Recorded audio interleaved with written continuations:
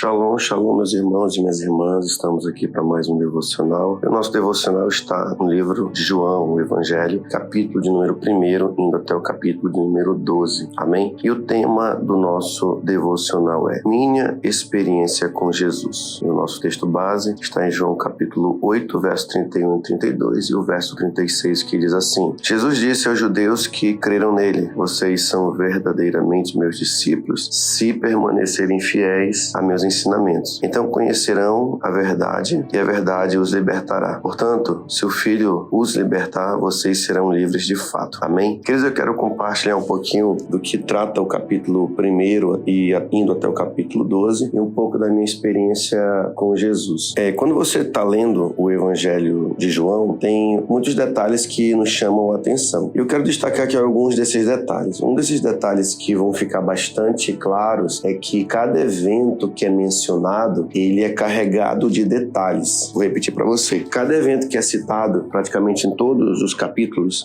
de João, claro que aqui eu estou mencionando apenas até o capítulo 12, que é a referência do devocional de hoje. Mas todos os capítulos que praticamente do livro de João, eles vão tratar de detalhes dos eventos que acontecem. Eles trazem mais detalhes do que acontece nos outros evangelhos. Por exemplo, no capítulo 1, que fala de Jesus, você tem uma descrição de Jesus como o verbo de Deus de uma forma mais detalhada. Então ele não é só assim o Messias apenas, o enviado de Deus, mas ele começa a dar um sentido mais profundo de que Jesus ele é muito mais do que ele aparentemente estava mostrando. Então o capítulo 1 vai falar que ele é de fato o verbo encarnado e ele é Deus encarnado. E só isso aqui o Evangelho de João já abre com uma profundidade grandiosa, porque nós não vimos com tantos detalhes isso nos demais evangelhos, os evangelhos anteriores, eu quero dizer. Quando João dá testemunho de Jesus, também já tem mais detalhes. Quando Jesus, por exemplo, se faz ser conhecido para os seus futuros discípulos, ele fala, inclusive, que viu Natanael ali debaixo da figueira. No capítulo 2, temos as bodas de Caná. Há certos detalhes sobre como Jesus fez ali,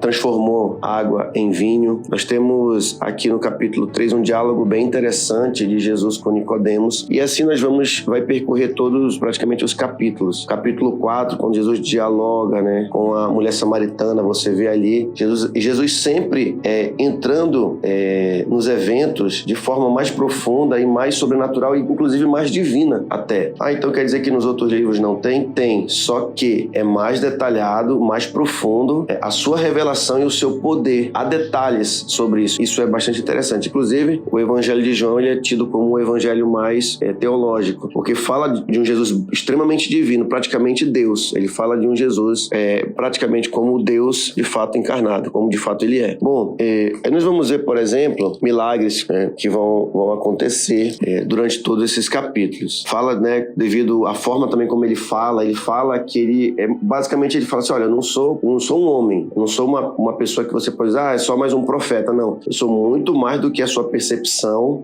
pode compreender. E ele começa se revelando através de todos esses eventos, através de tudo que está acontecendo aqui. Por exemplo, quando ele vai curar o filho de um oficial do rei, quando o homem creu nas palavras de Jesus e assim o milagre aconteceu. Então temos, por exemplo, no capítulo 5 a cura de um paralítico. Nós vamos ver Jesus explicando a sua missão no versículo 19 em diante do capítulo 5. No capítulo 6 temos a multiplicação dos peixes, temos Jesus andando sobre o mar, Jesus se revelando como o pão da vida, amém? E dando profundidade sobre isso. Quando ele fala do pão da vida, e é interessante também perceber isso, que quando Jesus está trazendo uma revelação ou algum entendimento sobre alguma coisa, ele fala em termos literais, mas aquela literalidade que ele está falando, na verdade, tem um sentido mais profundo no plano espiritual. Por exemplo, quando ele fala assim, destruirei esse templo, em 3 dias irei o reedificar, lá no capítulo 2, no finalzinho do capítulo 2.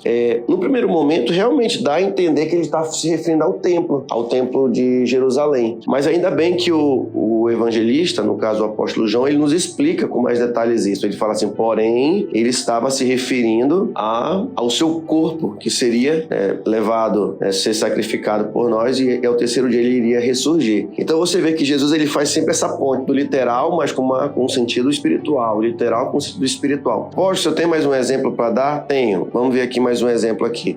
Por exemplo, quando Lázaro morre, por exemplo, ele fala, olha, vamos lá com o nosso irmão, nosso amigo, porque Lázaro está dormindo, e vamos lá acordá-lo, vamos ressuscitá-lo, vamos trazê-lo, né? E literalmente Jesus está falando da ideia realmente, ele está falando literalmente que ele está dormindo. Só que aí até alguns discípulos entendem dessa forma e vão questioná-lo, dizendo, mestre, mas se ele está dormindo, então a gente nem precisa ir lá. Aí ele fala assim, mas eu digo para vocês agora, de fato, nosso amigo Lázaro morreu e vamos lá trazê-lo de volta à vida. Então você percebe que Jesus ele fala de forma literal, mas ele não quer falar de forma literal, ele quer falar sempre de forma espiritual. É como se cada palavra de Jesus, né, que ele menciona, é como se ele quisesse que nós descobríssemos o real sentido daquelas palavras. Você consegue perceber? Por exemplo, vou dar mais um exemplo para você. Tem um momento que Jesus fala assim, olha, aquele que não come a minha carne e bebe o meu sangue, não tem parte comigo. Tanto é que eles entendiam de forma literal, e ele falava de forma literal em muitos momentos, e falou assim, mas que coisa estranha é essa? Que aqui nós comemos a sua carne e bebemos o seu sangue? Só que Jesus, ele sempre está falando de uma forma, ele quer trazer, na verdade, não é só uma figuração, uma linguagem figurada ou alegórica, mas ele quer realmente que você entenda a profundidade do literal no espiritual. Não sei se você consegue entender isso. Quando ele está falando de você comer, né, a carne dele e beber o seu sangue, é que Jesus está dizendo o seguinte, olha, você precisa permitir que eu habite em você verdadeiramente, para que os seus atos, né, o seu comportamento, eles reflitam de fato que você me serve, que eu habito na sua vida, e somente assim você vai realmente testemunhar, né, eu estou em você, e que o mundo assim vai me conhecer. Por exemplo, assim, ó, se você não for radicalmente um discípulo de Jesus, ninguém vai ver Jesus na sua vida. Se você realmente não perdoar as pessoas de todo o coração mesmo, por mais, não importa, queridos, o que fizeram para você, a raiva, o ódio, se você não perdoar de todo o teu coração, ainda que você diga que sirva a Jesus, ninguém vai conhecer Jesus através da sua vida. O Jesus na sua vida é só algo mental. Você está entendendo isso? Vai ser apenas algo mental. Por exemplo, também, se você não for uma pessoa agradecida de todo o teu coração, na sua boca não há gratidão, nas suas atitudes não há gratidão, Jesus nunca vai ser glorificado através da sua vida, na vida de outras pessoas. Então, você vê que Jesus ele pega a profundidade do que é literal e trazendo para o espiritual. Vou dar outro exemplo, voltando ao exemplo lá do que ele vai derrubar o templo em 3 dias, e em 3 dias ele vai ressurgir. Por exemplo, destruir o templo, até tudo bem, poder destruir o templo. Mas como é que você ia levantar aquele templo que Neemias levou com Esdras ali tempos e tempos, anos e anos para construir? Aliás, Esdras, melhor dizendo, Neemias vai ser um outro contexto sobre os muros, mas Neemias com Zorobabel e o governador Josué, eles levaram alguns anos para reconstruir, inclusive o templo fica parado 16 anos, o templo vai ficar parado 16 anos, né, para depois ser retomado. Então você vê que levou tempo. Salomão levou anos e anos para construir, e olha que ele tinha todos o amparato. Então, olha a comparação espiritual. Da mesma forma, talvez destruir era mais fácil, mas levantá-lo em 3 dias era praticamente impossível. Da mesma forma, Jesus ressuscitar seria algo impossível aos olhos naturais. Você consegue fazer a comparação da complexidade? Matar, beleza, qualquer um podia matar alguém, mas ressuscitar alguém? Por exemplo, eu nunca vi alguém ressuscitar. Alguém já pode até ter visto, mas depois a pessoa voltou a morrer de novo. Mas ressuscitar para viver, se manter vivo eternamente, eu nunca vi, apenas Jesus. Mas para aquelas pessoas isso era impossível. Por quê? Porque Jesus era tido até então como alguém normal, como um ser humano normal. Então você consegue ter esse tato de perceber que Jesus, ele é muito mais do que nós podemos imaginar. Jesus não é só um líder de uma religião, fundador do cristianismo. Jesus, ele é alguém profundamente maravilhoso. Por isso que eu estou contando um pouco da minha experiência com Jesus, foi porque foi lendo o livro de João, tentando entender suas palavras, que eu de fato tive uma experiência real com ele. Por isso que a minha vida nunca mais foi a mesma. Porque João traz um Jesus que é muito mais do que eu ouvia no catolicismo, do que as pessoas diziam. Por quê? Porque falava de Jesus na minha família, mas ninguém falava de um Jesus real. Aquilo era só religiosidade. A minha casa tinha problemas, tinha confusão. Nas minhas famílias era só vergonha, ódio e confusão e mais confusão. Não conhecia um Jesus realmente que mudou as pessoas, que eu pudesse dizer, minha família foi transformada, né? Os meus vizinhos foram transformados, mas quando eu tive essa experiência, a minha vida foi transformada. Então Jesus está dizendo o seguinte, olha, você tem que me me conhecer mais.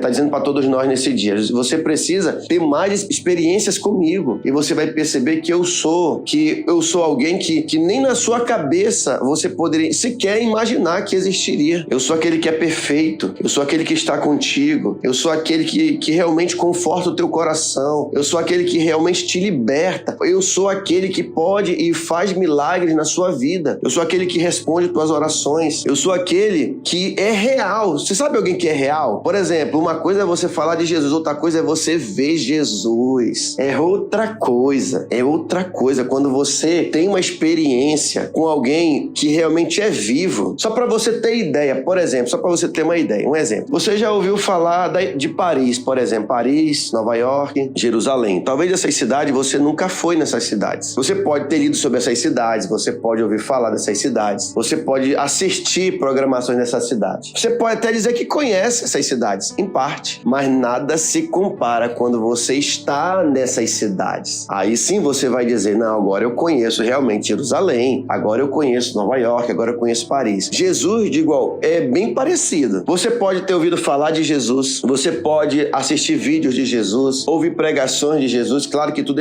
isso é importante, mas nada se compara quando você vê Jesus, quando você sente Jesus, quando você ouve Jesus falar ao seu ouvido, quando você, parece que dentro de você o seu ser quer explodir de alegria porque você conhece Jesus. E é esse Jesus que Ele quer que você o conheça, que você possa ter essa tremenda experiência. Quando você passa por essa experiência, eu posso lhe dar certeza, você nunca mais será o mesmo.